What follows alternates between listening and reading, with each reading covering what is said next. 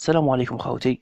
اليوم بدنا نحكوا على واحد الظاهرة، هي أن هناك بعض الجزائريين يديروا أغضبان أو بما يسمى بالكر في صفحات مانشستر سيتي أو صفحات ويست هام، وذلك عند عدم تواجد محرز أو بالرحمة في القائمة الأساسية. خوتي والله هذا سلوك غير حضاري. اقسم بالله قلبي يظني كي يشوف هذيك كار في الصفحات تاع مانشستر سيتي وويست هام. يتسمى يليق يديروا التصويره تاع محرز او بالرحمه ولا ديروا كار. خوتي والله لا، انا من اشد المحبين لمحرز وبالرحمه. انا حتى انا تغيرني عمري كي ما نلقاش محرز وكي ما نلقاش بالرحمه اساسي.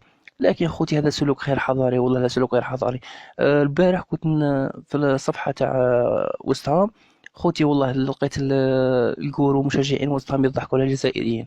دوك نوريكم لي كومونتير، شوفوا خوتي لي كومونتير، والله لا حاجة قلبك يضرك. عيب عيب والله، لا عيب.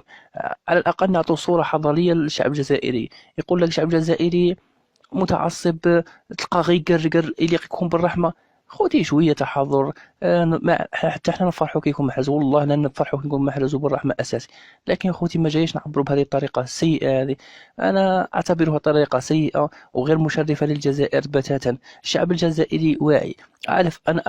أعلم أنها أقلية فقط، هم اللي حرموا الأجر. وأعلم أن معظم الشعب الجزائري مستاء من هذا التصرف. والله أعلم أن أغلبية الشعب الجزائري مستاء من هذا التصرف. لكن خوتي هناك بعض الناس أو بعض الأقليات هم اللي هم مشوهين سمعة الجزائر، مشوهين سمعة المناصر الجزائري. أخوتي نتمنى توصل هذه الرسالة لهذو الفئة اللي راهم يديروا قر. يا خوتي ماذا بينا احنا يكون محرز اساسي ولا غير اساسي، ما نلقوش هذيك قر. محرز في الصورة او ما كانش في الصورة ما نلقوهاش خوتي. على الاقل نتحضروا ونبينوا صورة على المشجع الجزائري ونفرحوا بمحرز وبالرحمة. ماذا بينا احنا يكونوا متواجدين في القائمة ويقدموا افضل ما لديهم، ونحن من احب المشجعين والناصرين لمحرز وبالرحمة.